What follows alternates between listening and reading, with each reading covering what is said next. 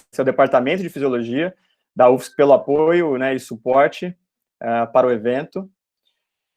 Agradecer a todos os docentes que estão participando, que estão envolvidos, e a todos vocês aí, realmente a plateia em grande número, é realmente uma grande satisfação para nós. Tá legal?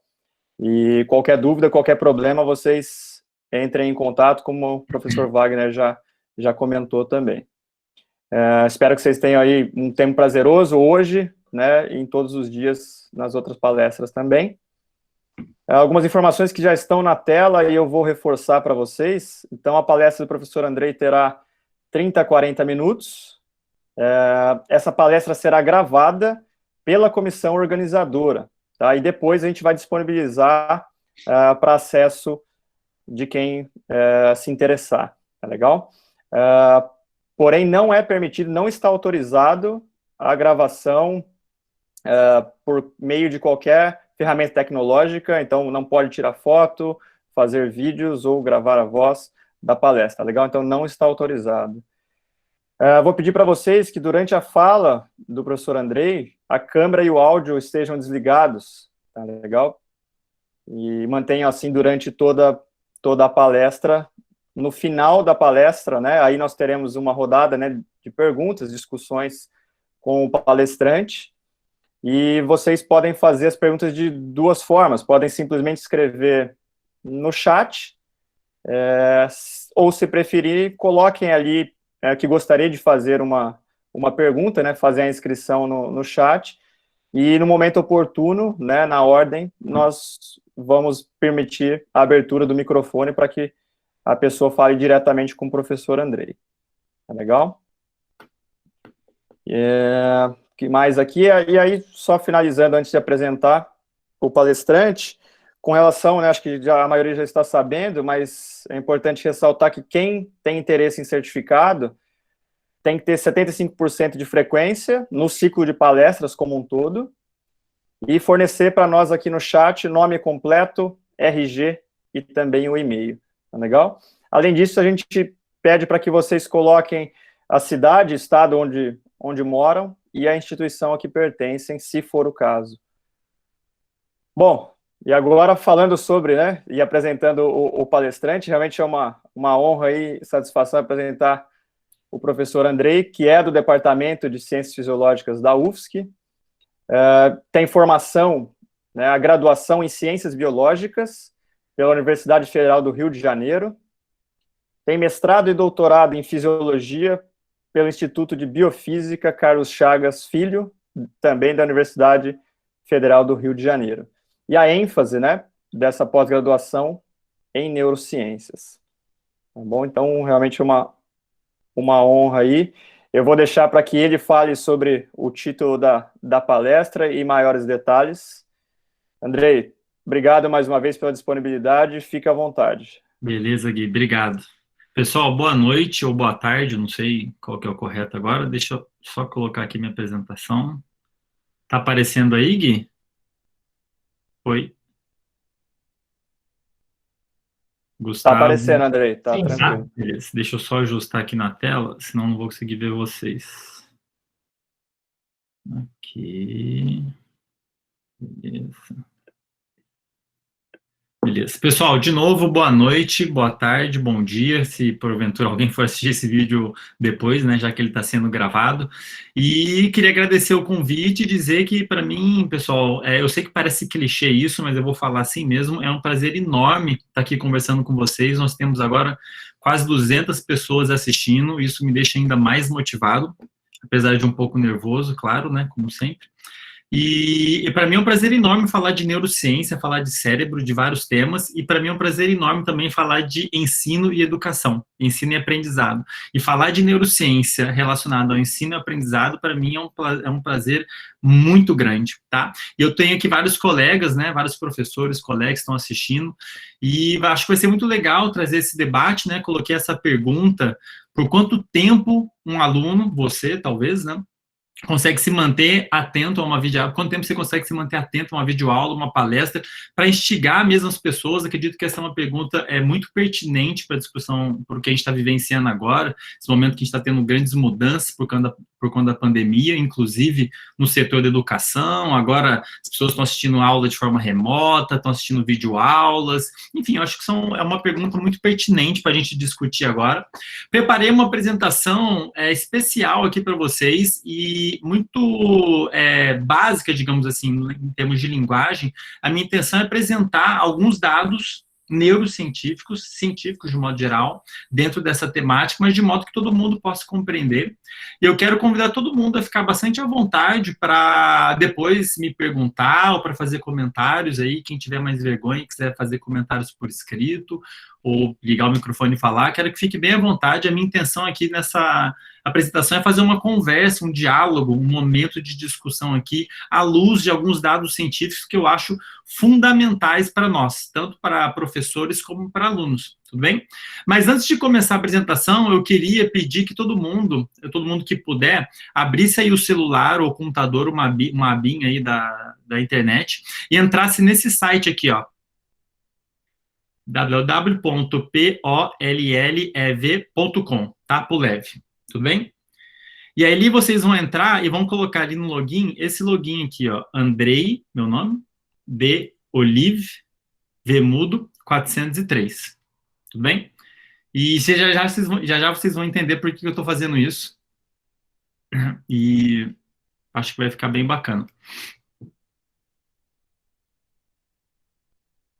E olha só, antes de começar a falar, primeira coisa, eu quero já deixar claro o final da história. Eu sei que a grande maioria de vocês não vai conseguir prestar atenção em toda a palestra, tudo bem? E até o final da palestra, eu sei isso é meio provocativo, mas até o final da palestra espero que vocês entendam por que eu estou dizendo isso, tá?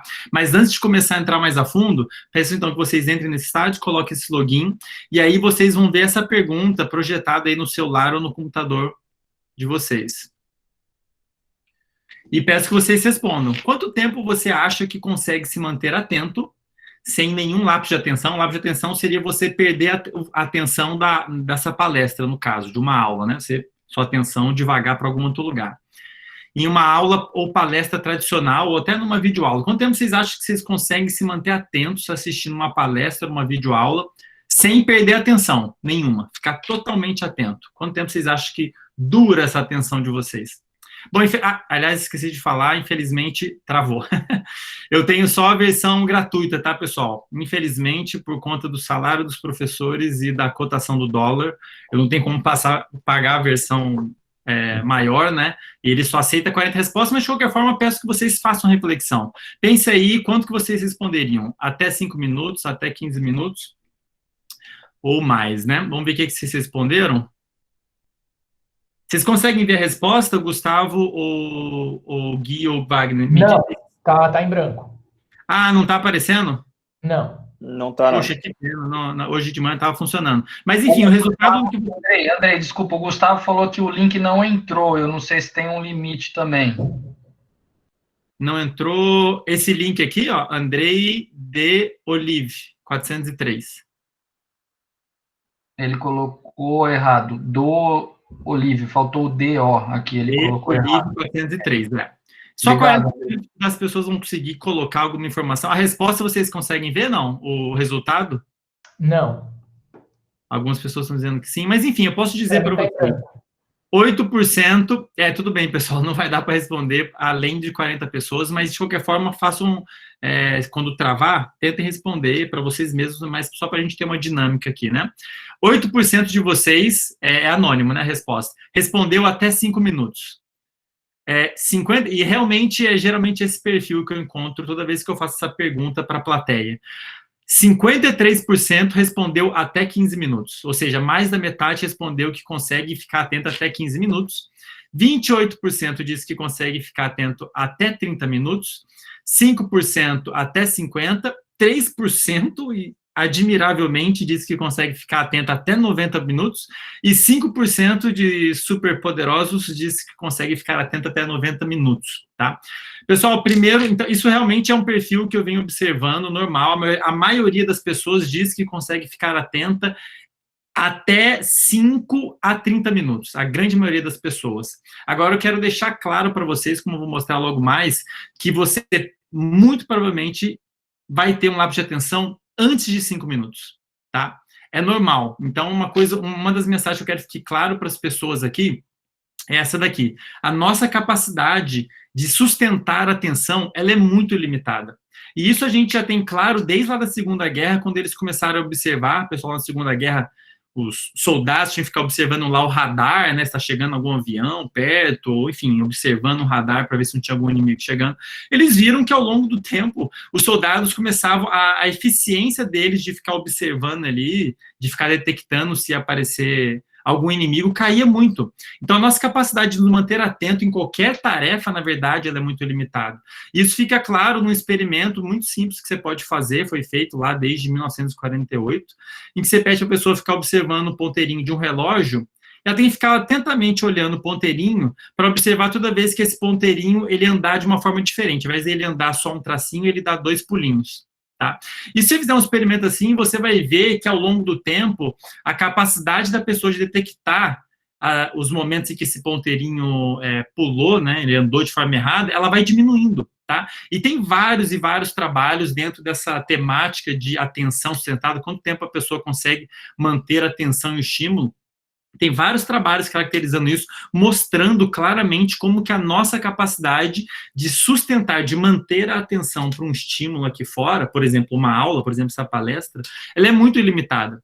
Mais recentemente, você pode encontrar, eu estou citando aqui 2 trabalhos como exemplo, mas tem vários outros, um desenho experimental mais ou menos assim. Imagina que eu peço, digo para vocês que vocês vão ver uma sequência de imagens, de ambientes do lado de fora, tá? Então, ambientes abertos, digamos assim. E eu peço para você apertar um botão toda vez que você vê uma imagem de um ambiente aberto, tá? Um carrossel aqui é o céu aberto. E aí você começa a ver uma longa sequência de imagens ao céu aberto, numa casa, uma igreja, e você tem que estar todo momento prestando atenção nessa tarefa, né, de se manter atento aqui, olhando, processando essa informação, para ver se é uma imagem de um ambiente aberto, e vai apertando o botão, aperta aqui, aperta aqui, aperta aqui, aperta aqui. E imagina, acho que é fácil a gente imaginar que ao longo do tempo a tendência vai ser você meio que entrar no automático, né, como a maioria das imagens, em torno de 90% dessas imagens são ao céu aberto, seu cérebro meio que entra no automático e num período de tempo bem curto, você já vai começar devagar, vai começar a pensar, sei lá, na série do Netflix que você queria assistir, no problema que você tem com o namorado, com a namorada, enfim. E, eventualmente, vai surgir com uma imagem que não é ao céu aberto. Tá? E aí você vai ter, se você não estiver atento, você vai perder essa imagem e não vai nem apertar o botão, vai apertar o botão no momento que você não poderia apertar o botão. Isso aqui é uma ilustração de desenho experimental que é muito usado hoje em dia para a gente medir uma série de parâmetros relacionados à capacidade das pessoas de se manterem atentas. E a capacidade que elas têm de se manter atentas nessa tarefa, por exemplo, assim como várias outras, é muito limitada. Trabalhos desse tipo, né, como esses 2 que eu estou citando aqui, eles mostraram, de novo, estou mostrando só o beabá aqui, tá? Não vou entrar muito a fundo em relação a esses dados. Eles mostram que numa fração não, né? Em questão de poucos minutos, a gente já começa a ter lapsos de atenção, tá? Então, isso para qualquer tarefa, tudo bem? E aqui eu estou mostrando só um tipo de tarefa que a gente usa na experimentação científica para caracterizar isso. Então, os lapsos de atenção, trabalhos desse tipo, eles mostram que os lapsos de atenção, eles começam logo nos primeiros minutos. Logo nos primeiros 2 minutos, as pessoas já começam a viajar numa tarefa como essa e começam já a não detectar, por exemplo, estímulos que eles chamam de estímulos infrequentes, né? Estímulos que não aparecem sempre, porque elas simplesmente não estão mais prestando tanta atenção nessa tarefa. Elas estão vendo aqui, vão apertando o botão, aí no momento que elas não deveriam apertar o botão, como elas estão distraídas, elas apertam o botão. E são desenhos experimentais como este, como exemplo, que ilustram como que a nossa capacidade de se manter atento, ela é limitada. Tudo bem?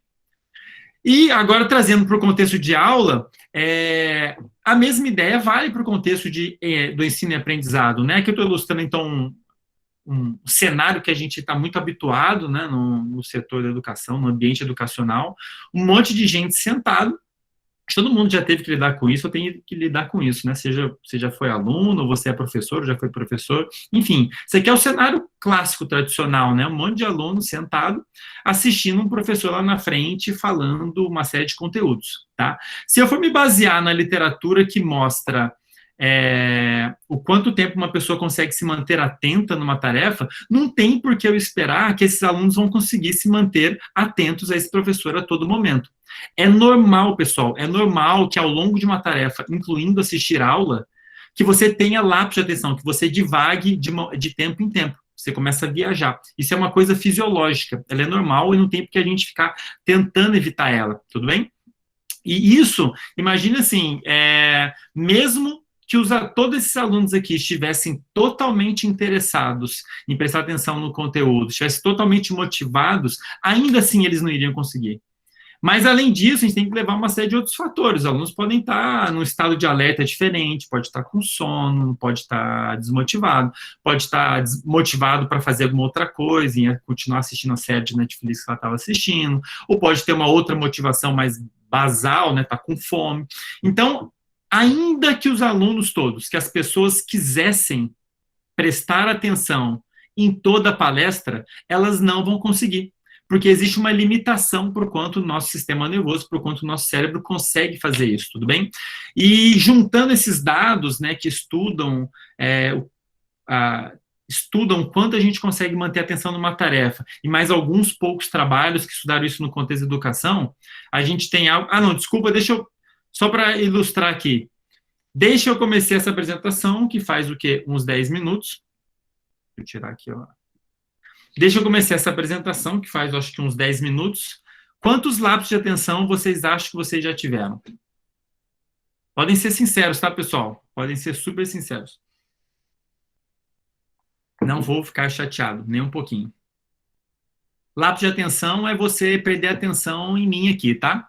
Desde que eu comecei essa palestra, quantas vezes você acha que sua atenção já se foi para outro lugar que não seja o que eu estou falando aqui? Vai dar 40 já já, mas aí quem não conseguiu, aí já travou. Quem não conseguiu responder, de qualquer forma, responde aí para você mesmo, só para a gente seguir nessa reflexão, né? Obrigado pela honestidade. Eu não vou ficar triste, prometo, não vou ficar muito triste. Então, olha só, eu comecei a palestra, 10 minutos, nem falei tanto conteúdo, falei só que a nossa atenção é muito limitada, mostrei um desenho experimental, e a grande maioria de vocês, pelo menos quem conseguiu responder aqui, 43% respondeu sim, tive vários. 28% respondeu, tive 2 a 3 lapsos. 18% respondeu, tive um lapso. 10% apenas respondeu não, que não teve nenhum lapso de atenção. E 3% respondeu oi do que você está falando. Pessoal, não tem problema. De fato, isso não é uma coisa que vai me deixar triste, justamente porque eu sei que isso é normal. Tá? Dito em linhas gerais, pegando todos esses dados que a gente conta na literatura sobre atenção sustentada, inclusive dentro do contexto do ensino, a gente pode encontrar um gráfico que eu fiz hoje aqui para mostrar para vocês, tá? Algo mais ou menos assim, ó. Imagina um gráfico que está relacionando a atenção das pessoas em uma aula ou palestra, como essa, com a duração da palestra. A gente vai encontrar um perfil mais ou menos assim, ó. E aqui em cima seria quando a pessoa tem uma alta atenção, tá bem atenta, quando um de vocês está atento ao que eu estou falando. E aqui embaixo seria uma baixa atenção. Então, você divagou, está pensando, sei lá, no Netflix, está pensando o que você vai ter que fazer amanhã, você não está prestando atenção em mim. E, de um modo geral, esses dados todos sugerem isso. Primeiro, que a atenção, ela oscila. A atenção para um estímulo externo, ela oscila. É normal você ficar oscilando entre prestar atenção no que está acontecendo aqui fora, prestar atenção em alguma coisa que está acontecendo dentro, digamos assim, algum pensamento interno. Ou se não, ficar oscilando entre diferentes estímulos aqui fora. É normal você ter esses saltos atencionais. Então, de um modo geral, o que a gente tem é isso, uma oscilação. Você está prestando atenção, aí você viaja na maionese. Aí você presta atenção, acorda. Aqui é o momento que você estava prestando atenção, eu estava me apresentando, você viajou, aí daqui a pouco você voltou, viu que eu fiz uma pergunta, continuou prestando atenção, viajou, aí você voltou, eu estava falando de algum experimento, aí você tentou entender, viajou, e repara que ao longo do tempo a frequência, o número de vezes que isso acontece, que sua atenção para a palestra ou para a aula ficar baixa, ela vai aumentando. É isso que os dados sugerem. Primeiro, que a atenção ela oscila, é natural ela oscilar. Segundo, que os lapsos de atenção eles vão acontecer sim ao longo da palestra e aparentemente com uma frequência cada vez maior. Agora, olhando esse gráfico, vocês podem me fazer 1 milhão de perguntas. Mas, Andrei, E eu acho que vocês já devem estar elaborando algumas perguntas aí, eu quero que vocês guardem elas. Andrei, mas isso vale para todo mundo? Vale para todos os horários do dia? Então, se a aula for de manhã, vai ser assim, se for de tarde, vai ser assim também, se eu dormir mal, vai ser assim também, se eu dormir bem, enfim, depende da minha motivação, sim. Existem inúmeros fatores que podem afetar de N maneiras esse perfil. Apesar de existir um certo padrão, tem uma série de outros fatores que podem afetar isso. Por exemplo, uma pergunta que vocês podem me fazer: André, em que momento que acontece esse primeiro lapso? E, surpreendentemente, isso é uma coisa que eu fui perguntar quando eu comecei a estudar isso, quando eu cheguei na UFSC e comecei a desenvolver essa linha de pesquisa, que eu vou falar daqui a pouquinho para vocês. Eu procurei isso na literatura e, surpreendentemente, pessoal, convido todos a vocês a entrarem aí no Google Scholar e pesquisar sobre atenção na aula. Vocês vão ver que o número de grupos de pesquisa dedicados a estudar esses fenômenos é muito pequeno. De certa maneira, a comunidade científica, a nossa sociedade, ela negligenciou muito a ciência por trás disso. Então, tem muitas perguntas que a gente ainda não tem respondidas. Então, a pergunta dessa palestra: quanto tempo um aluno consegue se manter dentro de uma aula? A gente não tem essa resposta ainda, independente do que vocês tenham encontrado aí. Eu li no WhatsApp, eu li no blog. A gente ainda não tem uma fundamentação científica clara que aponte para uma coisa ou para outra. A gente sabe que a nossa atenção é limitada, que os primeiros lapsos de atenção acontecem cedo, e que aparentemente a frequência com que isso acontece no contexto de aula e palestra, a frequência vai aumentando. Então você vai começar a viajar na maionese cada vez mais, tá? E em algum momento, curiosamente, todo mundo conhece esse número, nem preciso dizer do que ele é. Isso aqui é o tempo que alguém disse que é o tempo ideal de uma aula. Alguém em algum lugar disse que o tempo ideal de uma aula é 50 minutos. Agora eu quero deixar claro que eu não faço ideia de onde veio esse número. E eu quero deixar mais claro ainda que, certamente, esse número não veio da literatura neurocientífica. Não tem trabalhos científicos na área de neurociências que apontem para esse número, como se esse número fosse o ideal, pelo menos olhando à luz desse contexto da gente conseguir se manter atento a uma aula, né? No contexto nesse aspecto de você conseguir prestar atenção no professor, né? Na aula de modo geral.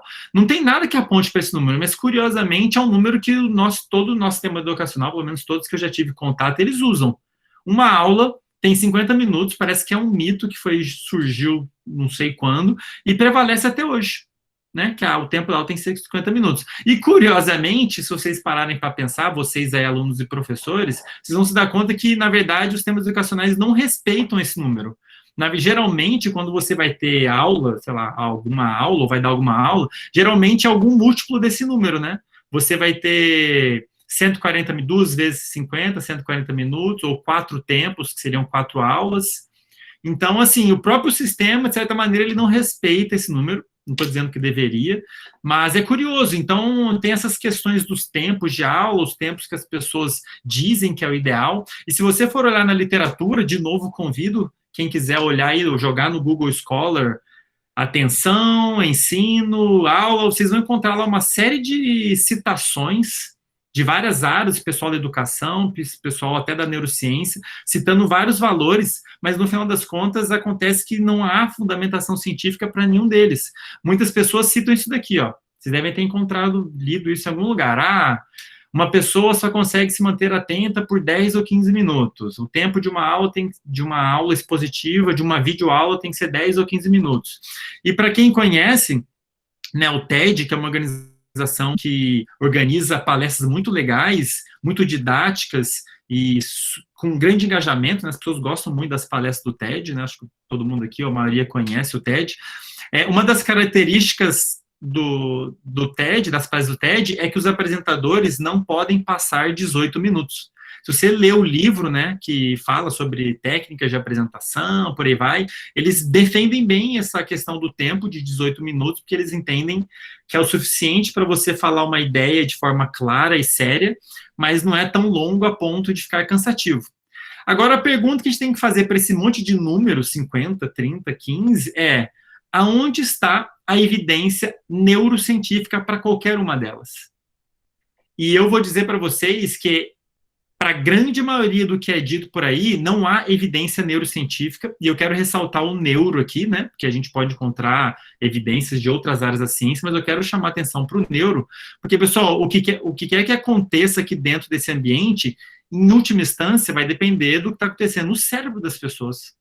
O quanto cada um desses aluninhos vai aprender vai depender de uma série de processos neurofisiológicos que está acontecendo no cérebro das pessoas, tudo bem? E também para o professor que está ensinando, né, que está decidindo o que vai falar, como falar, em última instância, depende do funcionamento do cérebro dele, né? Então, isso é uma coisa que me surpreendeu quando eu fui fazer toda a revisão da literatura, né? Porque isso aqui era uma pergunta que me traz inquietude desde que eu sou aluno, porque eu sempre tive muita dificuldade de manter a atenção numa aula, uma palestra. Tenho dificuldade, inclusive, de manter a atenção para assistir jornal, por exemplo. Enfim, então uma coisa que já é uma inquietude que eu trago desde que eu sou aluno, conversando com os colegas, parece que é um problema que todo mundo enfrenta, né? Os alunos sabem que eles viajam na aula várias e várias vezes, os professores sabem porque eles veem os alunos viajando. Se você for olhar a literatura, você vai encontrar uma série de relatos corroborando isso. Parece que todo mundo sabe, mas ninguém sabe ainda responder mais ou menos o que fazer com isso dentro desse cenário, né?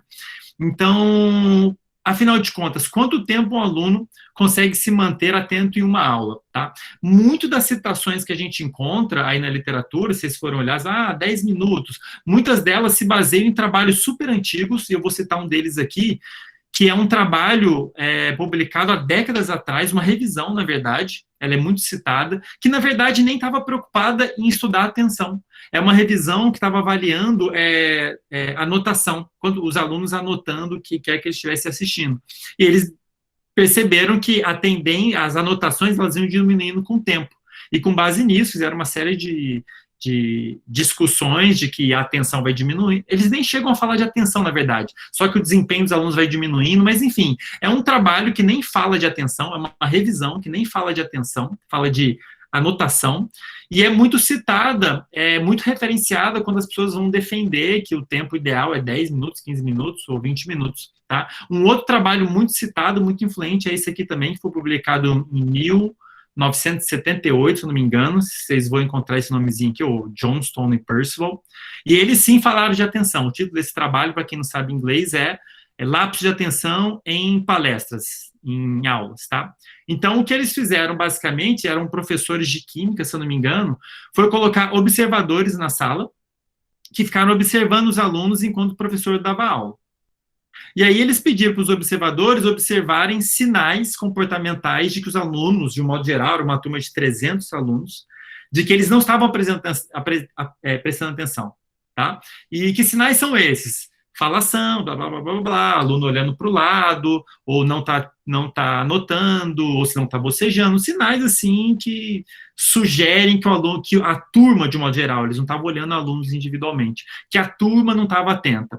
E com base nesses dados comportamentais, e como disse, são dados muito referenciados ainda hoje, um trabalho de 1978, muito referenciado ainda hoje, eles descobriram que eles descreveram, né, que os lapsos de atenção dos alunos, eles começam logo no início da aula, nos primeiros minutos, antes de dar 5 minutos, os alunos já tiveram um primeiro momento de desatenção, eles voltam a acontecer 10 a 18 minutos depois, e continuam acontecendo de novo os lapsos de atenção, né, a divagação, uma frequência cada vez maior.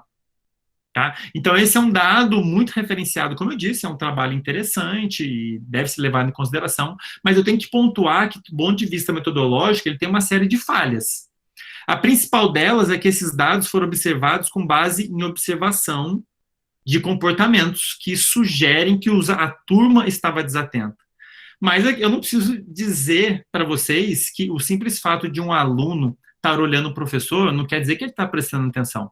O aluno pode muito bem estar olhando o professor, e todo mundo deve ter feito isso já, com uma super cara de estou adorando o que eu estou ouvindo, e está viajando, está pensando na série Netflix, está pensando no que vai comer no almoço, ou o contrário, o aluno pode muito bem não estar olhando o professor e está prestando atenção no que ele está falando. Ou pode estar olhando o professor, prestando atenção no professor, mas não no que ele está falando. Pode estar olhando, sei lá, a roupa dele, o jeito dele falar, achando engraçado, achando interessante. Enfim, então, isso é uma grande falha metodológica desse trabalho, que é um clássico, como eu disse, muito citado. E essa falha, né? Como é um problema que a ciência, que a comunidade científica precisa enfrentar. Como que nós podemos fazer para conseguir medir a atenção numa pessoa? Tá? Isso é uma tarefa difícil. Muitos grupos, né, agora mais recentes, eles tentam usar métodos mais recentes também, como, por exemplo, relativamente mais recentes, né, o eletrocefalograma não é tão recente assim, mas basicamente é um método, né, vou explicar aqui sucintamente para quem não é da área, você coloca eletrodos, né, fios na cabeça da pessoa, que vão medir a atividade do cérebro ali embaixo, tá? Tudo bem? E aí você mede aqui essas ondinhas de atividade do cérebro. O problema desse tipo de abordagem, então a ideia é você medir a atividade do cérebro da pessoa enquanto ela assiste uma videoaula, por exemplo, e aí você tenta ver ali nessa atividade, cadê a setinha? Quando que a pessoa estava atenta e quando ela estava desatenta. Mas isso, do ponto de vista metodológico, é muito difícil de se fazer. Por quê? É muito difícil a gente saber, olhando apenas as ondinhas, quando a pessoa está atenta. A nossa capacidade, os circuitos envolvidos em fazer a gente ficar atento aqui no ambiente externo, no ambiente interno, eles são enormes e muito complexos. Então, é muito difícil a gente, só olhando aqui esses sinais elétricos, dizer quando que a pessoa estava atenta ou não ao que está acontecendo ali fora. Além disso, ainda que eu conseguisse dizer com clareza quando a pessoa está atenta ao professor, eu não vou ter como saber se a pessoa está realmente engajada no que o professor está dizendo. Ela pode, como eu disse, pode estar olhando o professor e pensando em qualquer outra coisa. E o contrário, ela pode não estar prestando atenção no professor, mas ainda assim pensando no conteúdo que o professor está, né, que está sendo discutido ali na aula. Então, realmente é uma limitação metodológica muito grande, é muito difícil medir a atenção. Esse é um dos motivos pelo qual a gente ainda não sabe ao certo como é que é o perfil de atenção das pessoas quando elas estão assistindo uma aula, assistindo uma palestra, tá? Curiosamente, uma das ferramentas mais usadas e muito eficaz hoje em dia é essa daqui, ó. E eu peço que vocês respondam novamente. É você apresentar, como a gente está fazendo agora, está assistindo uma palestra, e eu coloco essa perguntinha aqui para vocês. O que vocês responderiam? Você estava atento à palestra no momento anterior a esta pergunta? Sejam sinceros, tá?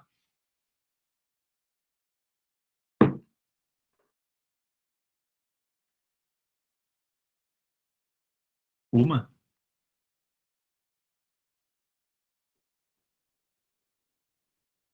O que é uma, gente? Eu me perdi aqui. Por que as pessoas estão respondendo uma?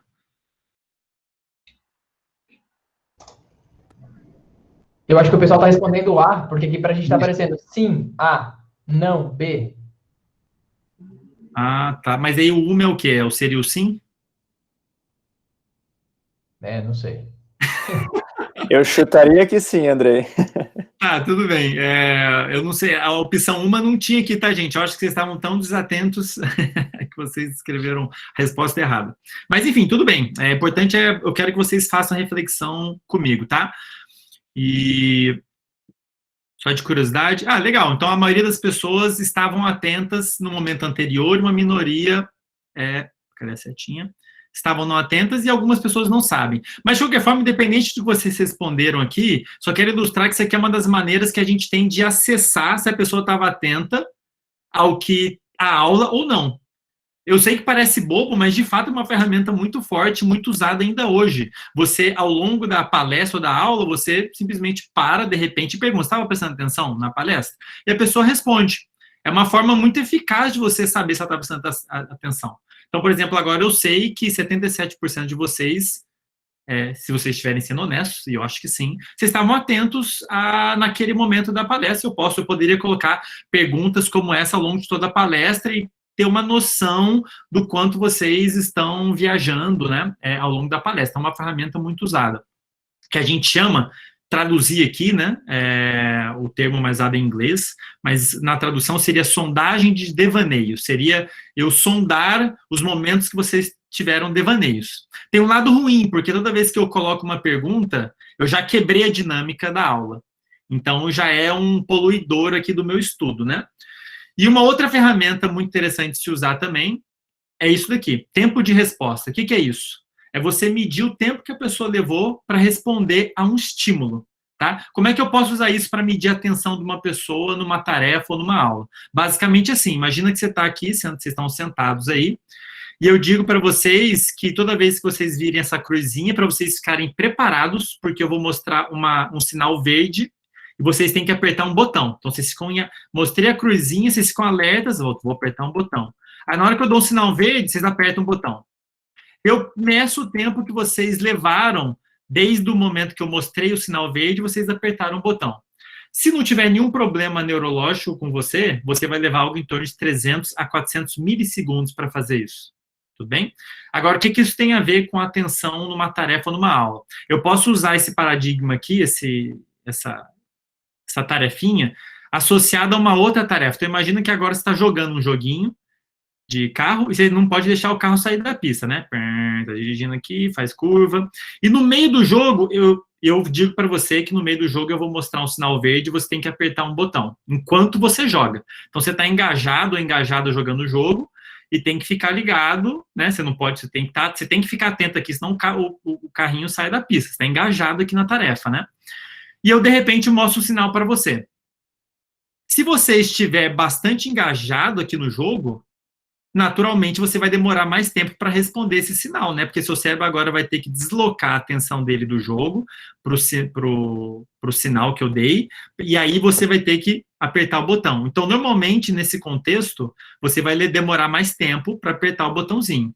Então, dependendo do quão engajado você está na tarefa de jogar o jogo, se você estiver muito engajado, você vai levar mais tempo para responder esse estímulo que não tem nada a ver com o jogo. Isso é um paradigma que eu posso usar para avaliar a sua atenção numa aula. Eu posso deixar você assistindo uma aula, e de tempo em tempo eu mostro um estímulo que você tem que responder.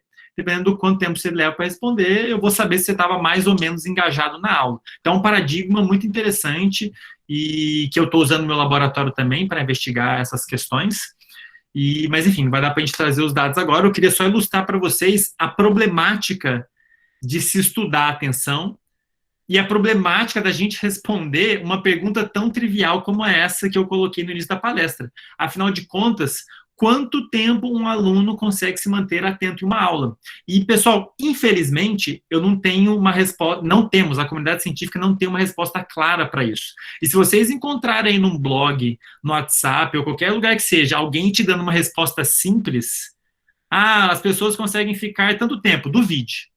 Porque o buraco é muito mais embaixo, tá? E isso é uma questão que eu estou procurando responder numa das minhas linhas de pesquisas aqui na Federal de Santa Catarina, que, de um modo geral, eu chamo de neurociência aplicada ao ensino-aprendizado. Mas isso aqui é uma pergunta, é a pergunta base, né?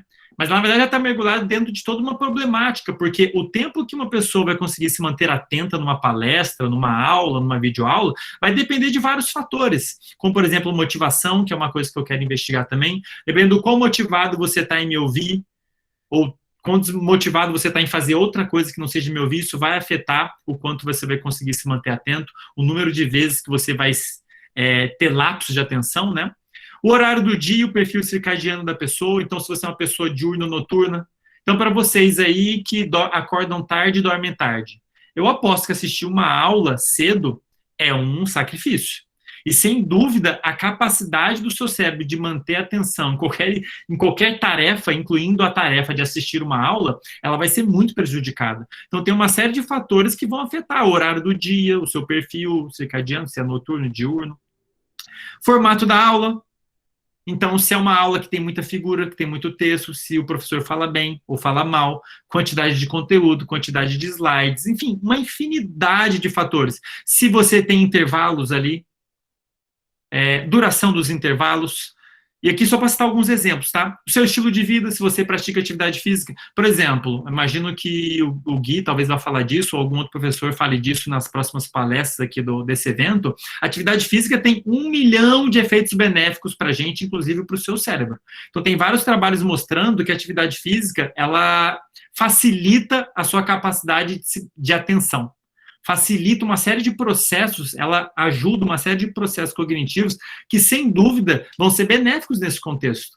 Então, dependendo do seu estilo de vida, se você é sedentário ou não, você vai ter uma capacidade maior ou menor de se manter atento, enfim, tem uma série de fatores, parâmetros de saúde, que vão, se você está estressado ou não, está preocupado ou não, que vão afetar. Então, não é uma pergunta fácil de responder, tudo bem?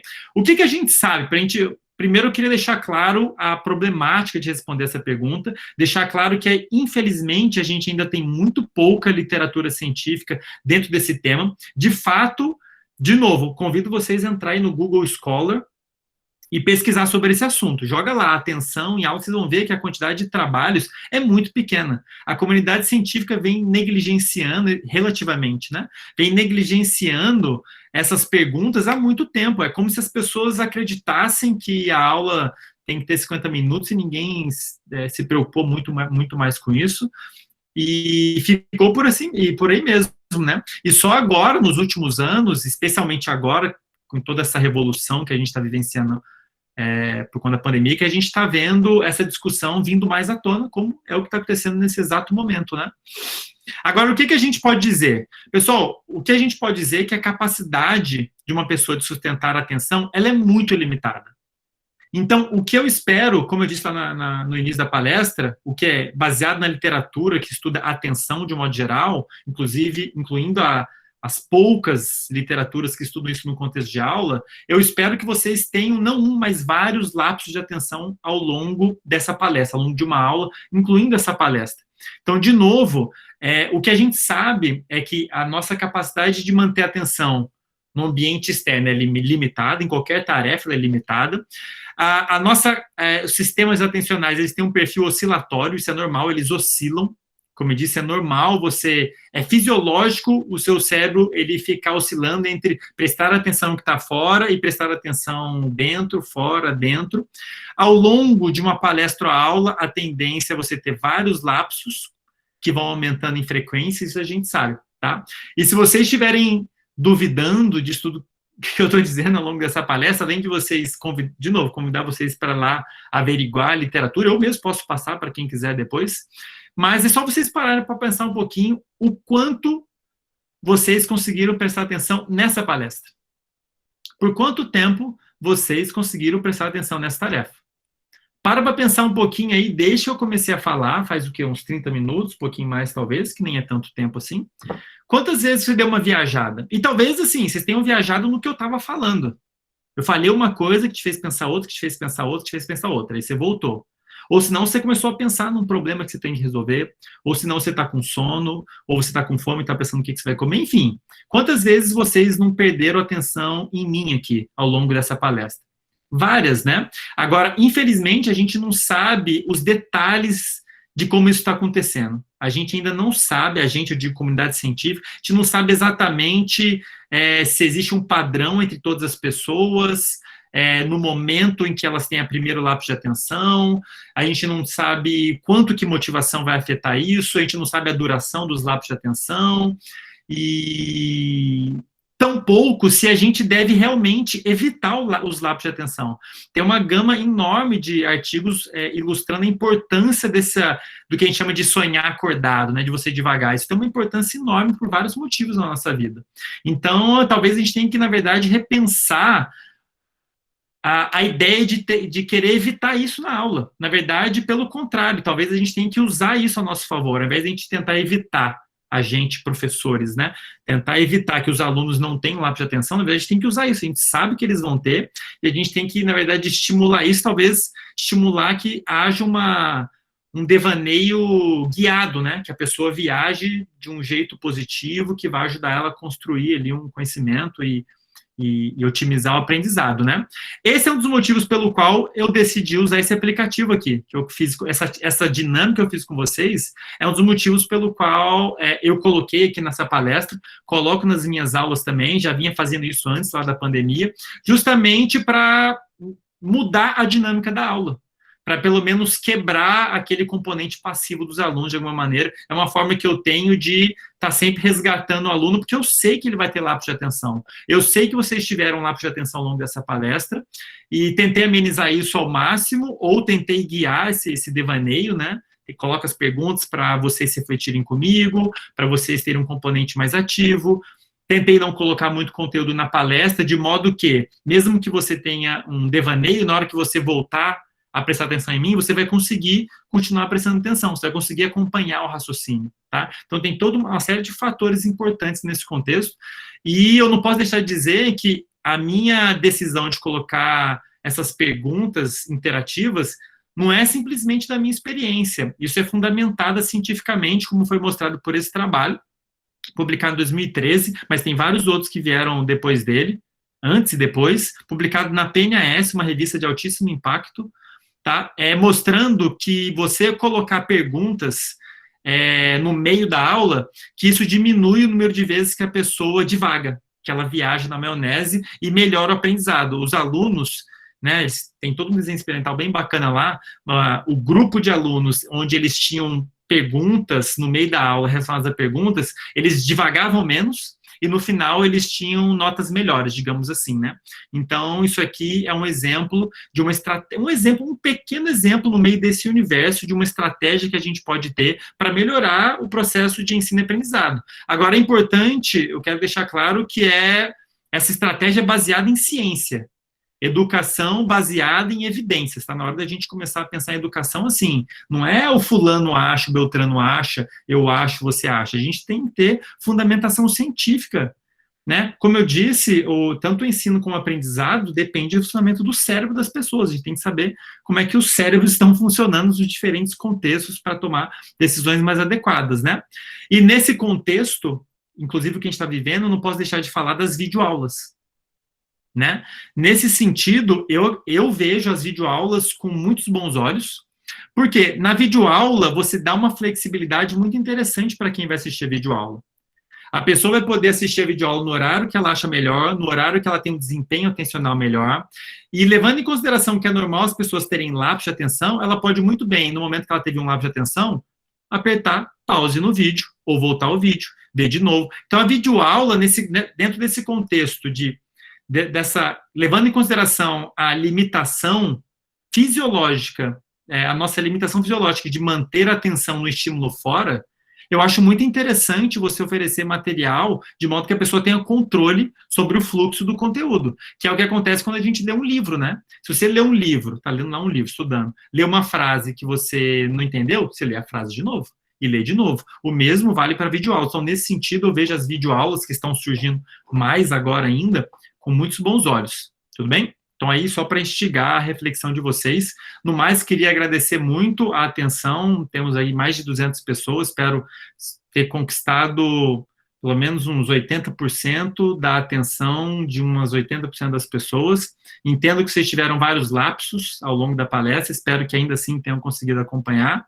E queria aproveitar para dizer que eu tenho vários canais de divulgação científica, quem quiser ler um pouquinho mais sobre esse tema, outros temas dentro de neurociência, eu faço uma série de posts lá no Instagram, tem um canal no YouTube chamado A Culpa do Cérebro, e queria aproveitar, inclusive, para convidar para uma palestra, para um evento que a gente vai ter amanhã, eu tenho toda quinta às 18 horas, um evento chamado Neurotalks, onde um neurocientista fala de algum tema dentro da neurociência, em 20 minutinhos, que é um número arbitrário, eu não escolhi 20 minutos por causa de alguma evidência científica, e amanhã a gente vai falar sobre criatividade, porque algumas pessoas são mais criativas que outras, o que é criatividade, então quem quiser participar, só se ligar lá amanhã no meu canal, às 18 horas. E quem quiser entrar em contato, pode entrar em contato por qualquer um desses canais, inclusive por e-mail aqui institucional, beleza? E é isso, pessoal, obrigado, estou aberto aí para perguntas, comentários, sugestões, por aí vai.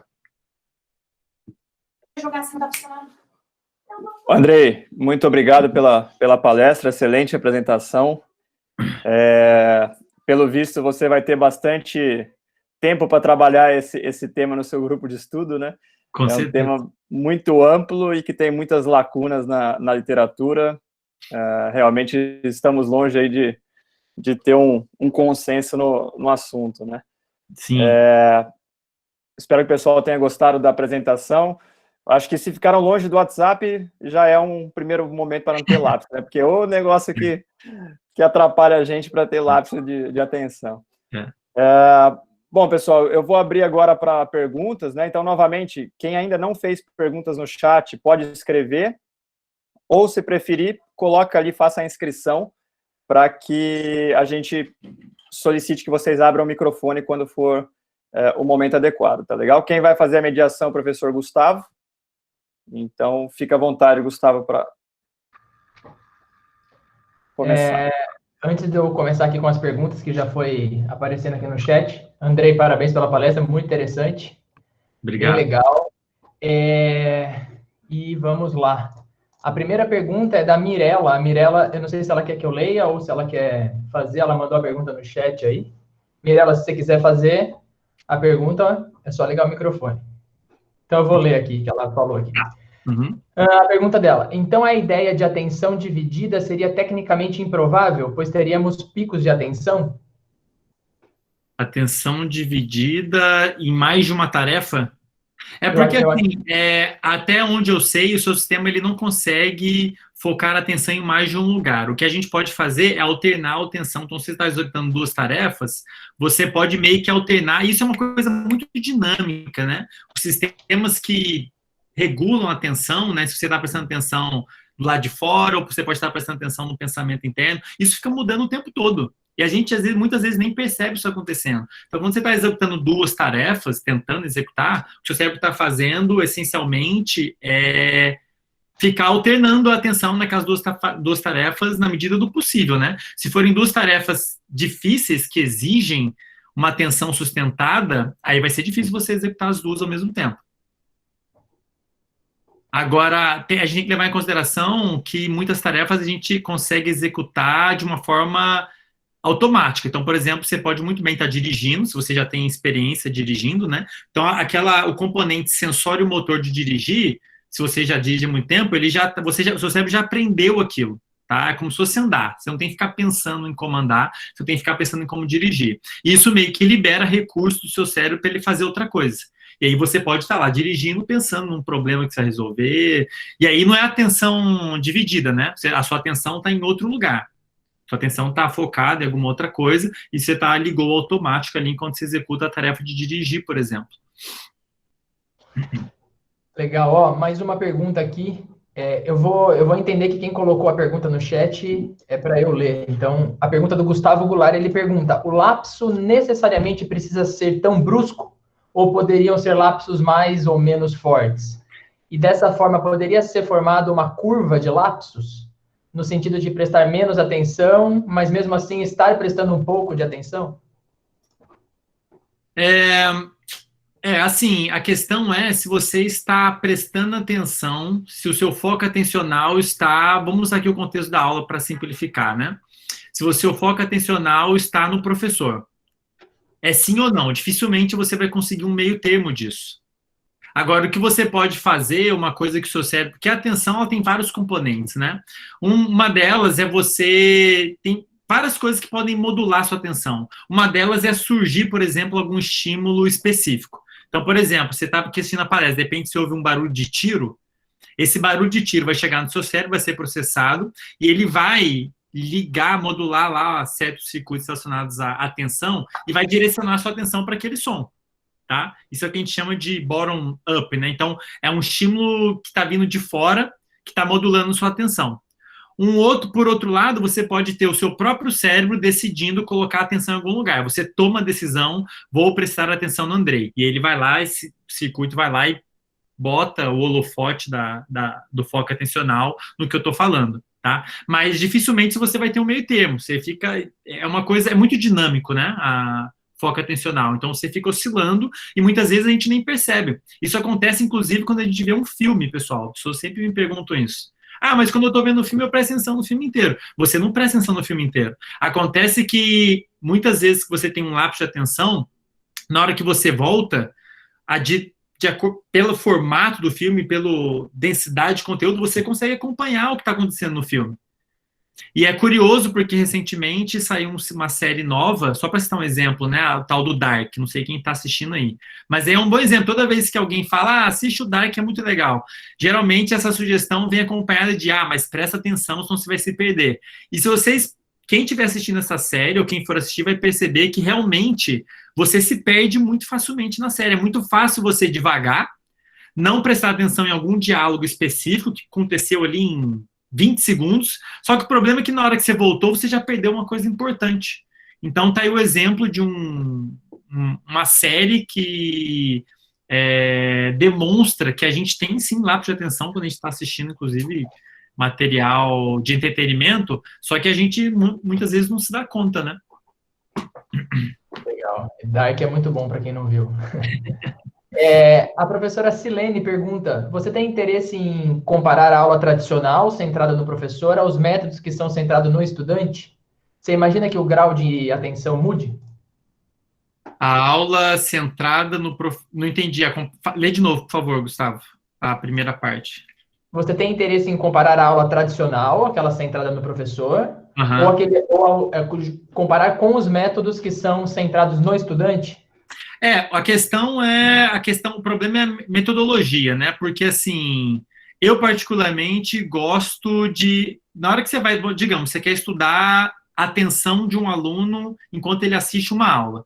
Você tem que controlar uma série de outras variáveis. Então, se eu for tentar fazer isso dentro da sala de aula, eu perdi o controle. Por exemplo, você vai ter ali a interação entre os alunos, eu não vou poder controlar isso, o aluno interage mais ou menos, se ele está com o celular ou não.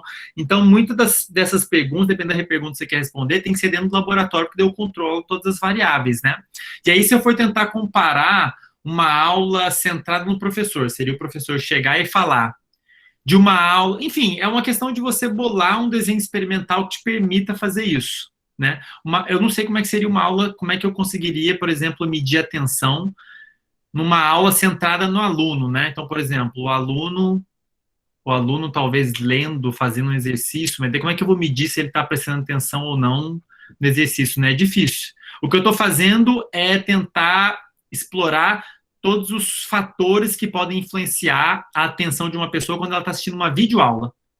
E aí eu posso mudar uma série de fatores. Então, por exemplo, ela assiste uma videoaula, antes dela começar a assistir a videoaula, eu posso falar assim para o voluntário: ó, depois da videoaula você vai fazer uma prova. O simples fato do aluno saber, da pessoa saber que ela vai fazer uma prova, isso já certamente vai mudar a motivação dela em relação à aula, se ela quiser ir bem na prova.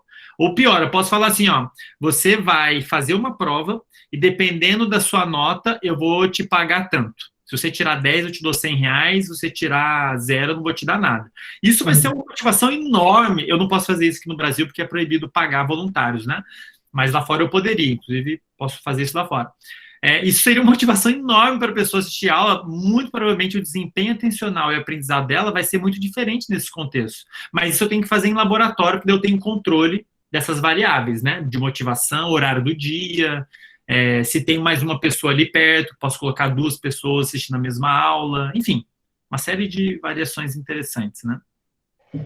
Mais uma pergunta aqui do chat. O Amadeu Júnior, ele parabeniza pela palestra e depois ele pergunta: eu gostaria de saber qual é a sua opinião, se há na literatura algo que nos mostra que os impactos das aulas remotas em pessoas que têm o TDAH, partindo do pressuposto do ensino-aprendizagem. O impacto das aulas remotas nas pessoas que têm déficit de atenção. Isso. Na verdade, a gente pouco sabe. Olha só, pessoal, e realmente, assim, é surpreendente. Na hora que você vai olhar a literatura, você vai assim, vou procurar trabalhos que mostrem a neurociência por trás disso, a atenção das pessoas que assistem a aula. Vocês, quem for procurar, vai ficar chocado com a escassez. Não tem. A gente não tem nem isso para indivíduos saudáveis, tão pouco para indivíduos, ou pelo menos muito pouco para indivíduos com algum transtorno, com déficit de atenção, por exemplo. Tá? Agora, na pandemia, eu sei que estão surgindo vários trabalhos, aproveitando o que está acontecendo, tratando o que está acontecendo como se fosse um grande laboratório. Eu, inclusive, estou fazendo isso para explorar alguns componentes importantes. Por exemplo, a minha aluna de mestrado, a Daisy, junto com o meu grupo, a gente elaborou um questionário para avaliar, porque aqui o que aconteceu? Entramos no isolamento, muitos professores continuaram dando aula, eles continuaram dando aula como? Por videoconferência, que é o que a gente está fazendo agora, tudo bem? E a gente, então, está aproveitando esse cenário para avaliar como que a videoconferência, a estrutura da videoconferência que essas dezenas de professores estão usando, quão eficiente ela é. E a gente elaborou um questionário que a gente vai passar para os professores, e um questionário que a gente vai passar para os alunos, e para a gente comparar. E a gente está variando uma série de parâmetros, como, por exemplo, número de slides, se o professor usa mais figura ou mais texto, se tem intervalo ou não. Então, a gente está aproveitando esse contexto total para explorar fatores relacionados ao formato da aula e a eficácia delas, né? Agora, não sei dizer em relação ao déficit de atenção, não tem nenhum trabalho aqui em mente, mas eu aposto que não tem ou é muito escasso, porque a literatura nesse tema pelo menos dentro da neuro, né, é surpreendentemente escassa, surpreendentemente. Antes de passar a palavra para o professor Alex, que quer fazer uma pergunta, a professora Fernanda Marcondes, da Unicamp, da Faculdade de Odontologia, ela fez um comentário aqui, pegando um gancho no que você falou, Claro. que quando ela avisa os alunos dela que haverá um teste no aplicativo de celular, as perguntas são melhor formuladas pelos alunos. Então, parece que a atenção, realmente, quando ela avisa que vai ter o teste no celular, ela faz as perguntas. Legal, perfeito.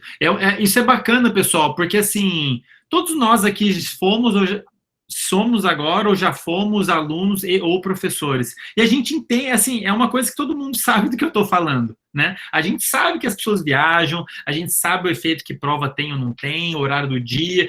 A questão é que existe pouco respaldo científico para qualquer afirmação. Então, muitas das afirmações que a gente encontra aí é da experiência, tudo bem, ela é válida, mas a gente tem que sistematizar esses dados, porque o que quer que eu diga, talvez não vai valer para o Gustavo. Eu, como aluno, eu, como professor, vou falar que é uma coisa ou é outra, não vai valer.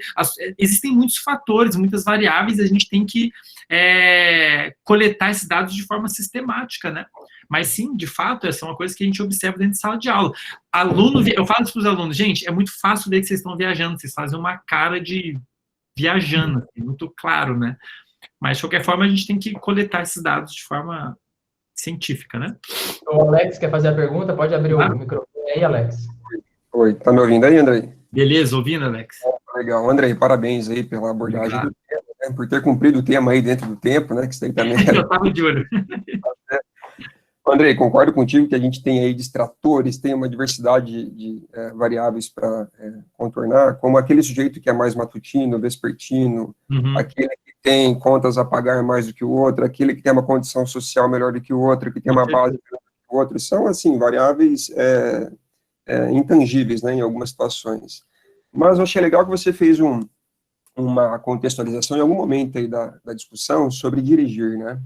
Eu fico imaginando a gente dirigindo na década de 30, na década de 40, na capital de São Paulo, e a gente dirigindo hoje um automóvel, hoje 2020, lá em São Paulo, com toda a complexidade que a gente tem de semáforos, carros, WhatsApp, celular, pessoas, ruídos. Você vai ver onde eu quero chegar. Sim. Então, eu fico me perguntando, Andrei, até que ponto a gente consegue mensurar o quanto hoje o déficit de atenção está relacionado a, mais do que distratores, né, a componentes tecnológicos ou rotinas que estão presentes no nosso dia a dia que não estavam presentes anteriormente. Então, hoje o discente, ele entra para a sala de aula, bom, com WhatsApp, antigamente com o Facebook, com o computador aberto, com uma diversidade de interações ali entre os colegas, né, hoje a gente tem também um sistema muito mais, digamos, aberto para as pessoas se expressarem. Antes o sistema era mais disciplinar, era mais rígido, você não entrava com o celular, você tinha talvez menos distratores. Então, não sei se é uma pergunta, mas eu queria que você tentasse refletir a respeito, o quanto que hoje essa interação com a tecnologia ou a rotina contemporânea pode estar influenciando esse déficit de atenção. Legal, uma pergunta muito interessante, inclusive já me arrependi de ter deletado 2 slides que eu tinha colocado, Alex. Eu queria fazer uma contextualização histórica e até do ponto de vista evolutivo, né? Mas já vou chegar lá, já que eu volto nesse ponto. Aliás, acho que deixa eu ver se eu não deixei aqui no finalzinho o slide, não deixei, infelizmente. Paguei mesmo. Mas, de fato, tem uma série de parâmetros, como você colocou, de fatores que podem afetar, distratores que podem afetar o desempenho do aluno ali no ambiente educacional, como, por exemplo, o simples fato dele estar com o celular, e eu me lembro agora de um trabalho que estava caracterizando isso, o simples fato da pessoa ter o celular dela, isso já afeta o desempenho atencional dela. Simples fato do celular tá ali, tá? Agora, muitas dessas coisas, como eu disse, a gente precisa ainda ter evidência científica. A gente tem isso por experiência, né? A gente vê o aluno mexendo no celular e tudo mais, mas o quanto disso realmente é significante, o quanto disso realmente afeta, a gente precisa mostrar isso cientificamente. É isso que está faltando muito na literatura. Agora, voltando... Desculpa, pode. Voltando para a contextualização que eu queria fazer, olha só, pessoal, para pensar em que ambiente que o nosso cérebro se desenvolveu ao longo da evolução. tá? Então, eu queria mostrar um trabalho para vocês aqui, que foi publicado na PNS também, caracterizando, putz, aí era uma imagem linda, estou super arrependido de ter tirado, mostrando o macaco prego, aquele macaquinho que vocês veem lá em zoológico. Ele usa ferramentas, né? Então, ele aprende a usar ferramentas, e é um trabalho que saiu recentemente na PNS, caracterizando como que eles aprendem a usar a ferramenta olhando os mais velhos usando a ferramenta. É muito bacana. Então, basicamente, o que eles mostraram nesse trabalho foi que, no momento em que os adultos começam a usar a ferramenta, os filhotes, os mais novos, eles não aprendem, eles não sentam ali e ficam olhando igual a estrutura de uma aula hoje em dia. Tá? Eles vão lá, primeiro, um dos dados chaves que o trabalho mostra é que os macacos, eles começam a fazer junto os filhotinhos. Eles veem os pais, né, os adultos, pegando a pedrinha, usando para quebrar a ferramenta, e eles começam a pegar a pedra também e começam a tentar fazer mais ou menos a mesma coisa. E o aprendizado de usar a ferramenta na comunidade ali desses macacos, ele leva anos. Tá? Então é legal porque mostra ali num grupo de primatas, lembrando que nós somos primatas também, como é que é a dinâmica de aprendizado deles, é um aprendizado cultural, né? Uma cultura, nenhum macaquinho nasce sabendo usar a ferramenta. Eles aprendem de alguma maneira daqueles que já sabem. Então é uma forma de transferência de conhecimento, de um comportamento fundamental para eles, que eles precisam usar a ferramenta para quebrar lá a casca da noz, para ter alimento e tudo mais, e mostra toda a dinâmica de aprendizado. Em momento nenhum você vai ver no reino animal, inclusive nesses macacos, os macacos sentados olhando algum outro macaco transmitindo algum conhecimento de alguma maneira.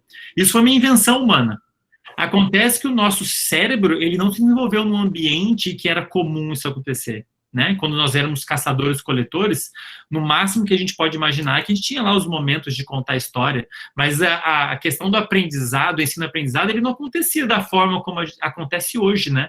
Você colocar todo mundo numa sala, isso foi inventado na Idade Média, se não me engano, lá com as escolas dos jesuítas, né? Aquele cenário clássico que você encontra em quadros, né, retratando lá na época da Idade Média, as primeiras universidades, você tem lá uma pessoa lá na frente falando em latim e um monte de gente na frente ouvindo. E é surpreendente como é similar com o que a gente tem hoje. Então, o que eu quero dizer é que o método de ensino que o ser humano criou, que a gente usa muito ainda hoje, ele não é natural, ele não se encaixa bem na forma como o nosso cérebro se desenvolveu ao longo da evolução. Então, sim, a gente pode ter uma série de distratores ali dentro da sala de aula que pode atrapalhar, mas eu acho que a sala de aula em si, na forma como ela é hoje, ela por si só já é ineficaz. Especialmente se a gente não levar em consideração que é normal ter lapso de atenção, que é normal o foco atencional mudar, que é dinâmico. Esse componente do cérebro, a atenção, ele é muito dinâmico. É muito difícil. É como se o nosso cérebro não fosse projetado para ficar prestando atenção apenas em uma coisa. E talvez isso fosse até ruim, né? Pensar do ponto de vista evolutivo, né? É que bom que você consegue ser dinâmico e prestar atenção em várias coisas ao mesmo tempo, entre aspas, né? Mas mudar o foco atencional de modo que você talvez consiga se proteger melhor, enfim. Nosso cérebro não é projetado para ficar prestando atenção em uma coisa só, né?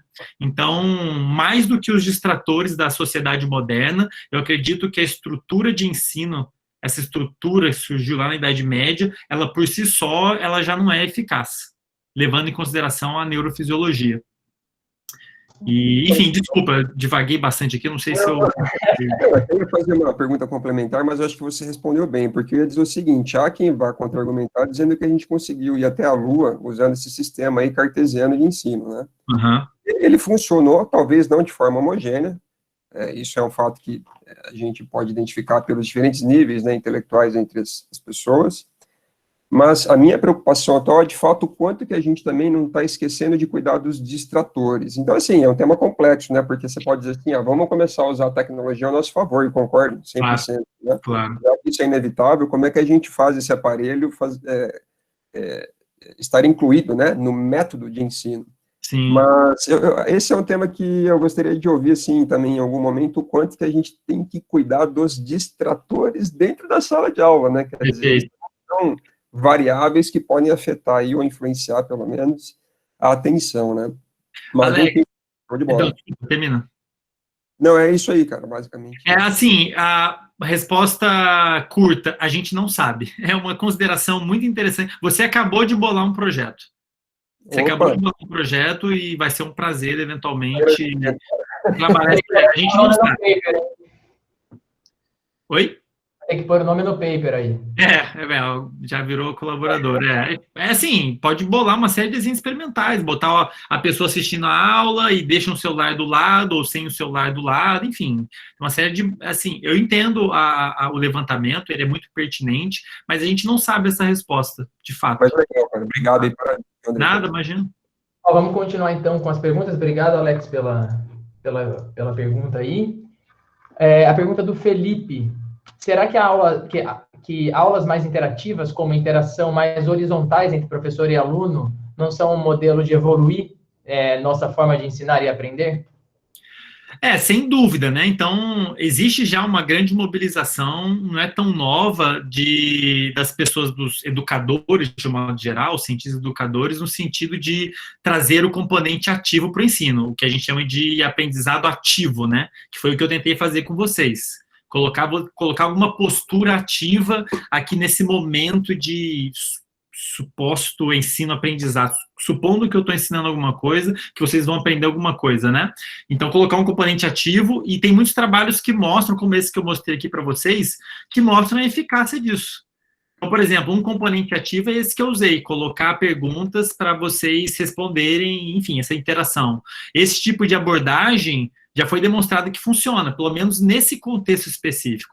Mas, assim, isso aqui é um grãozinho de areia, né? Assim, a gente tem uma praia para explorar ainda. Isso aqui é um grãozinho de areia no meio da praia, legal, interessante. Agora a gente tem muitas coisas para explorar, né? Que tipo de interação?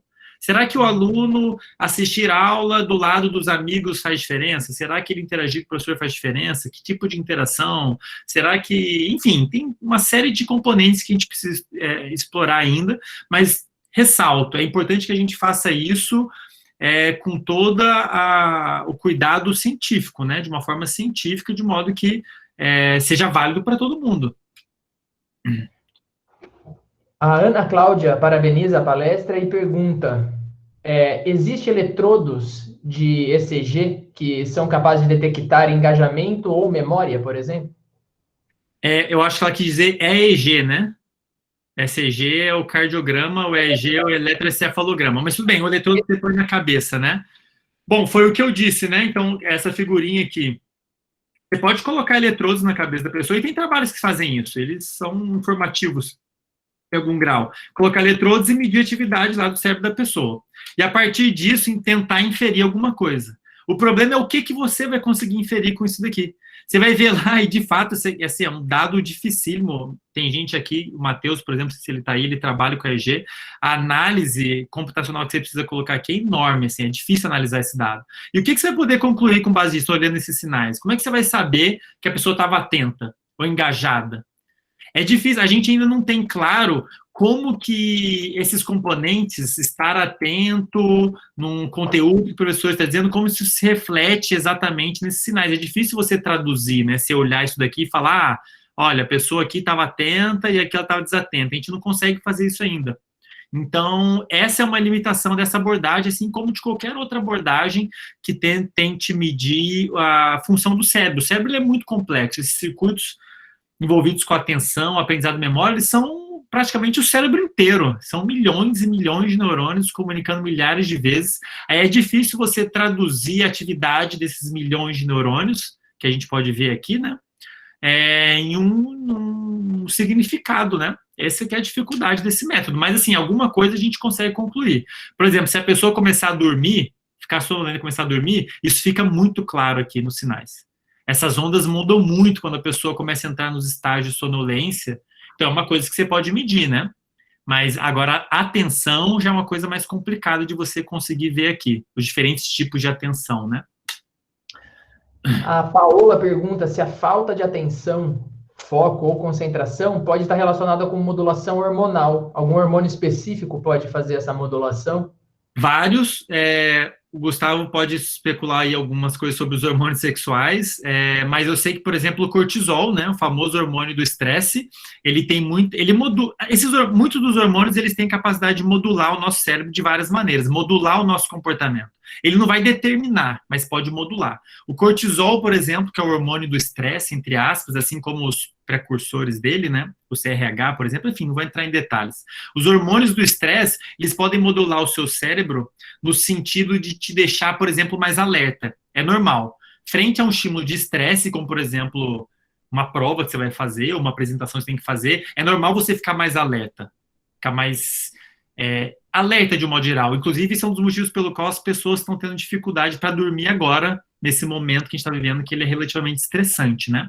Então, um hormônio que te deixa mais alerta, ele potencialmente vai modular a sua capacidade de se manter atento. Agora, por outro lado, se você está estressado com um problema que você tem, uma prova, o seu cérebro vai estar modulado de uma forma que o seu foco atencional vai tender para esse problema, para resolver esse problema. Seus pensamentos que vão surgir espontaneamente, eles vão surgir relacionados a esse problema.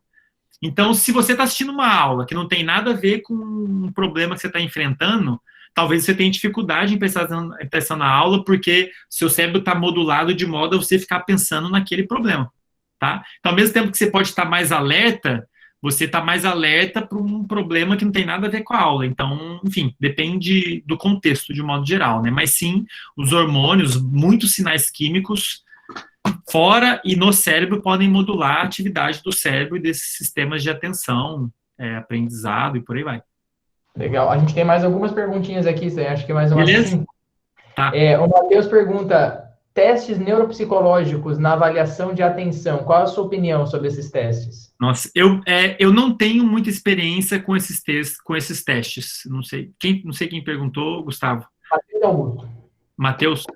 Matheus, eu não tenho muita experiência, na verdade eu estou adquirindo muito desse conhecimento justamente por causa de um trabalho que estou desenvolvendo com um dos meus alunos de mestrado, o João, que é psicólogo e sabe muito desses testes, inclusive é um dos que está encabeçando esses projetos que eu estou tocando. Então eu prefiro não avaliar. Eu sei que a gente tem vários testes que são muito eficazes, né? São testes comportamentais, você basicamente, não me lembro agora, tinha alguns, por exemplo, que você pede uns testes no computador, inclusive você tem que comprar os testes, né? Você pede esse tipo de teste assim, ó. Tem isso aqui como parâmetro, é muito comum, né? Você medir o tempo que a pessoa leva para responder a um estímulo. Então, por exemplo, nessa situação aqui, você responde rápido ao estímulo porque você estava esperando o estímulo. Essa cruzinha está avisando, o estímulo vai chegar, você está preparado. E aí, na hora que ele aparece, você responde. Agora, se eu mostro esse estímulo do nada e você está desatento, está pensando no sei lá o quê, o seu tempo para responder esse estímulo vai ser maior, né? Então, assim, usando esse paradigma, você consegue mensurar uma série de coisas relacionadas à atenção. O tempo que ela leva para responder um estímulo é uma maneira que a gente tem de medir a atenção. Eu sei que vários desses testes usam esse paradigma, né? Mas prefiro não avaliar a eficácia.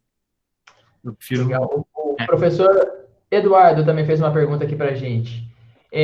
Alguns agentes psicoestimulantes, como a cafeína, são muito utilizados por estudantes. Seus efeitos sobre a excitação neuronal e diminuição da fadiga mental são bem conhecidos. Mas existem evidências que tais agentes diminuem a frequência dos lapsos de atenção, que são normais e recorrentes? É uma pergunta ou uma afirmação, a última parte? Existem evidências que, por exemplo, a cafeína diminui a frequência de lapsos de atenção? Tá, excelente pergunta. Primeira coisa. Segunda, não li nenhum trabalho sobre isso, mas também porque eu não procurei nada relacionado à cafeína, tá? Agora, vamos pensar aqui. A cafeína pode ter um efeito de aumentar o alerta da pessoa. Agora, isso pode ter a mesma problemática que eu te expliquei aqui em relação ao estresse. Você pode aumentar o alerta de uma maneira ruim. Não necessariamente o sistema está mais acordado ou mais alerta, vai ser interessante para você conseguir prestar mais atenção, pelo menos nesse contexto de aula, né? Então, a gente tem que tomar cuidado com isso. Não necessariamente vai ser bom você tomar o café no sentido de prestar atenção do aprendizado. Mas não sei dizer, não li trabalho e não sei se algum trabalho já caracterizou isso. A minha aposta é que não. Pelo menos não no contexto de ensino-aprendizado, de aula. provavelmente a gente tem essa caracterização da cafeína em relação à atenção, de modo geral, mas no contexto de ensino, eu não sei dizer. Aqui a pergunta é se você sabe dizer como a neurociência vê a utilização da auriculoterapia de abordagem neurofisiológica na memória e concentração. A auriculoterapia é uma terapia baseada no som? Eu não conheço essa terapia. Você quer fazer alguma observação? Alguma... Desculpa, eu posso falar no microfone? Claro. A auriculoterapia é uma terapia da medicina tradicional chinesa, quer dizer, vem de lá, né? A acupuntura no pavilhão auricular. Uhum. É porque tem alguns estudos também que falam sobre o uso disso para melhorar a memória e concentração. Aí eu não sei se você já ouviu falar algo. Olha, Lilian, excelente pergunta, uma oportunidade legal para a gente discutir isso. Agora, na verdade, eu vou te colocar outra pergunta. Essas evidências, primeiro, elas são científicas, e se são, elas estão de fato mensurando algum parâmetro neurofisiológico? Isso que a gente tem que se perguntar, tá? Então, será que a auriculoterapia, fizer acupuntura num lugar específico, isso vai melhorar a atenção? A gente tem que ter algum trabalho que caracterize isso bem, né?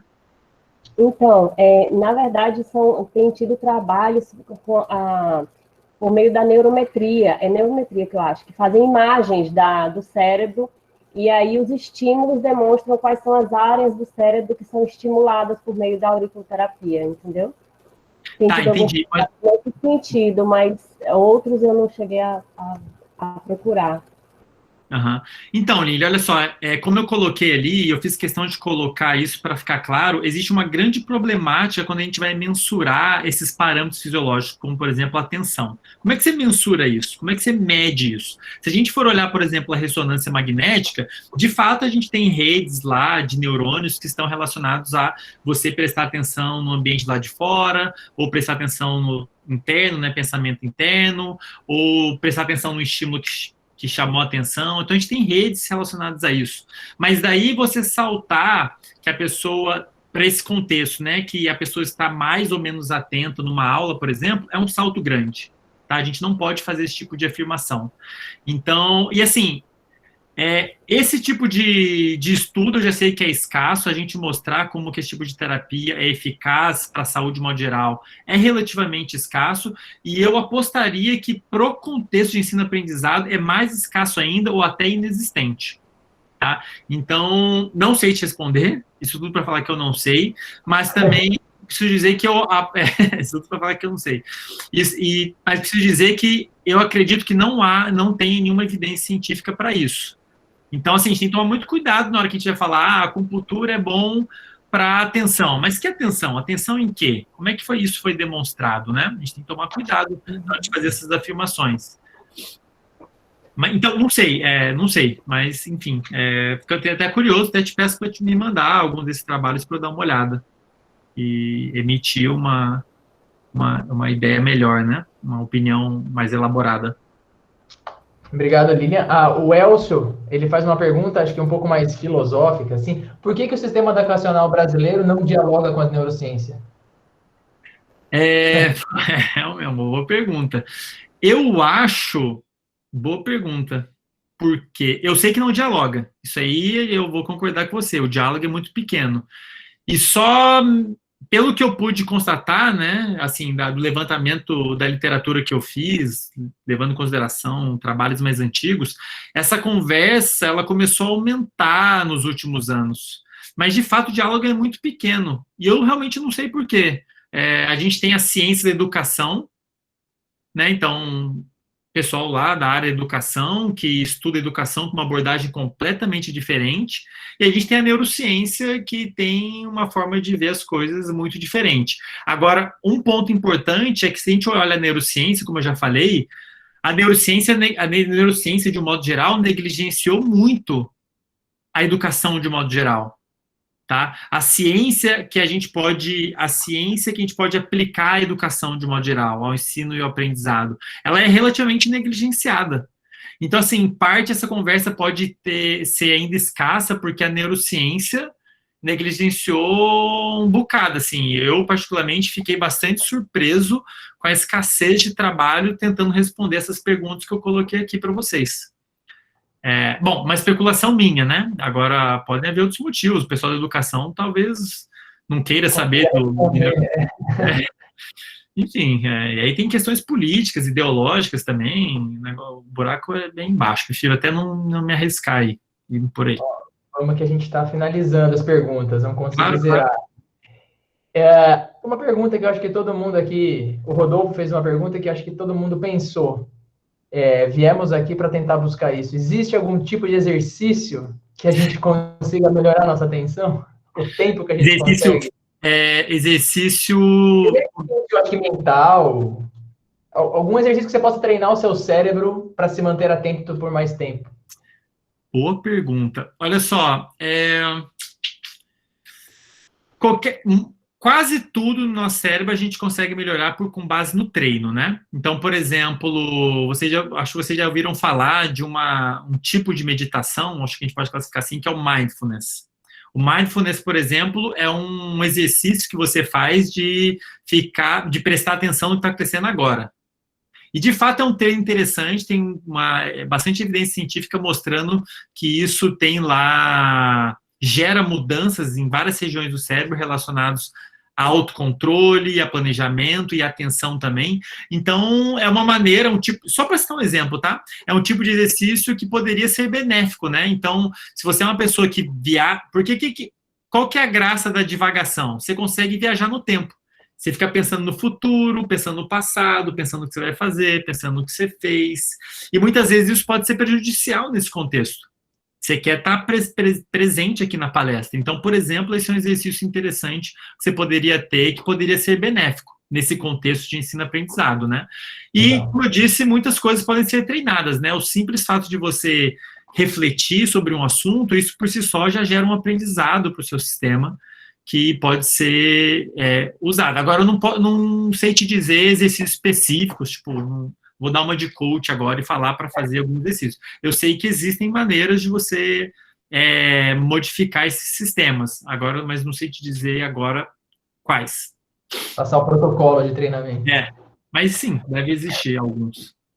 A professora Fernanda também, lá, de novo, da Faculdade de Odontologia da Unicamp, pergunta...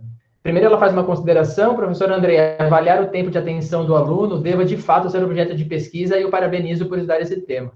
Você concorda que usar diferentes estratégias durante uma aula pode ajudá-los a reduzir os devaneios? Por exemplo, alternando momentos de explicação oral do professor com questões para discussão em grupo ou um teste para ser respondido em dupla?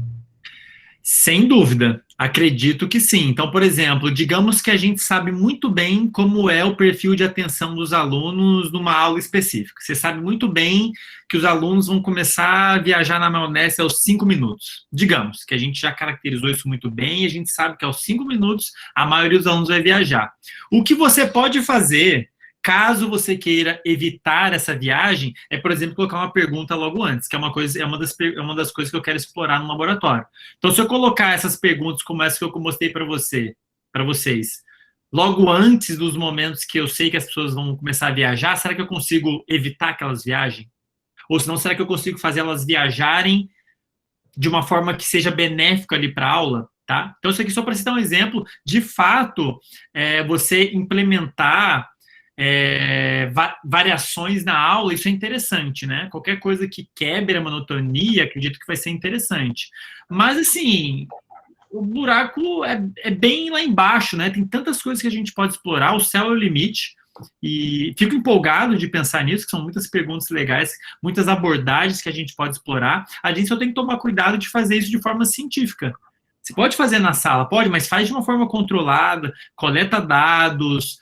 E publica, e para a gente ter isso de uma forma organizada e de uma forma que todo mundo possa usufruir, né? Caso contrário, a gente fica só na experiência, né? Eu fiz isso, fiz aquilo, e muitas vezes você vai chegar a conclusões erradas. Eu botei uma pergunta e os alunos prestaram mais atenção, mas às vezes não foi a pergunta, foi você, o jeito que você fala, ou foi, enfim, pode ser muitas outras coisas que você não vai levar em consideração, né? O Douglas, ele pergunta, a modalidade de ensino de educação jovens e adulto, o EJA, ele pode ser considerada, em parte, pouco satisfatória em relação ao desempenho do aluno, considerando que no EJA, geralmente as aulas são à noite, depois do expediente de trabalho, e isso pode prejudicar a atenção do aluno? Com certeza. Assim, de novo, vou falar baseado na pouca literatura que a gente... No meu conhecimento de neurofisiologia e na literatura que tem sobre atenção e na pouca literatura que tem sobre atenção no contexto de ensino e aprendizado, né? Acredito que sim, né? Hã? E a experiência como docente também. E a experiência como professor. Porque, assim, uma coisa que está bem clara é que existe um limite, o seu sistema nervoso ele vai se exaurindo, né? A capacidade cognitiva dele. Conforme o simples fato de você estar acordado, seu cérebro está funcionando. Mesmo que você esteja fazendo uma tarefa, seu cérebro está funcionando, você está pensando. E conforme o seu cérebro vai funcionando, ele vai produzindo substâncias químicas que vão acumulando e vão prejudicando o próprio funcionamento do cérebro. Tá? E esse é um dos motivos pelo qual é importante a gente dormir bem. Durante o sono, a gente tem um processo, uma espécie de lavagem do cérebro. O líquido que banha o cérebro, ele meio que lava essas substâncias e permite com que ele funcione de forma adequada no dia seguinte. Por isso que quando a gente dorme mal, a gente acorda lesado, estressado, irritado. Porque, em boa parte, você não lavou direito, tem várias áreas que não vão funcionar da forma como deveriam. Então, você pode aplicar isso nesse seu raciocínio. A pessoa ficou trabalhando o dia inteiro, final do dia, de se esperar que a capacidade dela de executar tarefas, de um modo geral, cognitivas, seja reduzida. Inclusive, a tarefa de prestar atenção e entender o que uma pessoa está falando. Então, assim, nesse sentido, é limitante essa abordagem, vejo ela sendo limitante. Temos mais uma pergunta aqui antes de encerrar, mas eu também quero fazer uma antes de encerrar. Claro. A Yane Novaes pergunta, você acredita que será possível em um futuro próximo haver algum instrumento para medir a atenção sem tantos viés? Pois é, sim, em algum momento sim, né? Com a evolução da tecnologia, a capacidade da comunidade científica de ver o que está acontecendo no cérebro, né? De imagem dos funcionamentos dos neurônios, ela vai melhorando, vai ficando mais fina. Mas, como eu disse, ainda que eu conseguisse ver a atividade de todos os neurônios do cérebro humano de uma forma não invasiva, né, sem você enfiar um fio lá, ainda assim é difícil eu traduzir aquilo, porque a gente não conhece, a gente conhece muito pouco da língua do cérebro.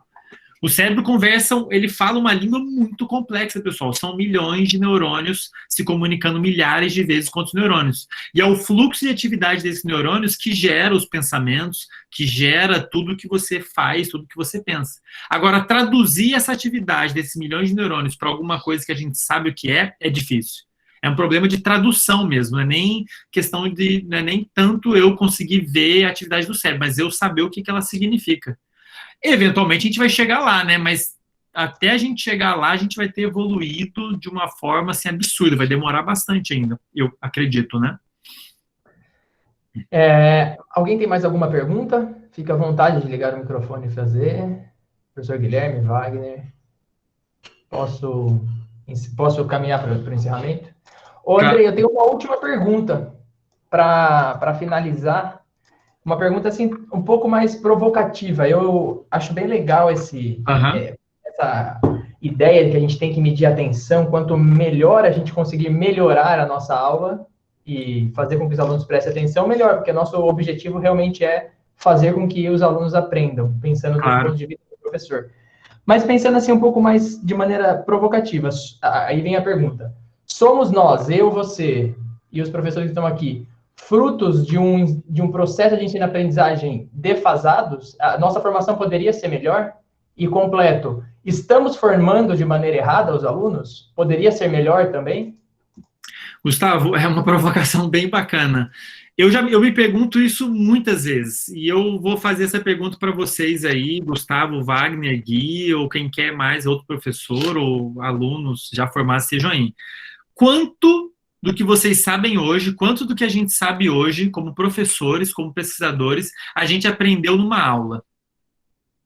Assim, eu posso afirmar categoricamente que a maior parte do que eu sei de neurociência, eu estudei sozinho. Por algum motivo, eu sentei, li, enfim, foi eu correndo atrás, foi muito pouco, assim, Mas isso é uma especulação minha, posso estar equivocado. Pode ser que as aulas que eu fiz tenham contribuído mais do que eu imagino, claro. Mas, assim, tem eu, particularmente, olhando a minha vida, eu vejo que eu tive um componente ativo muito forte, assim.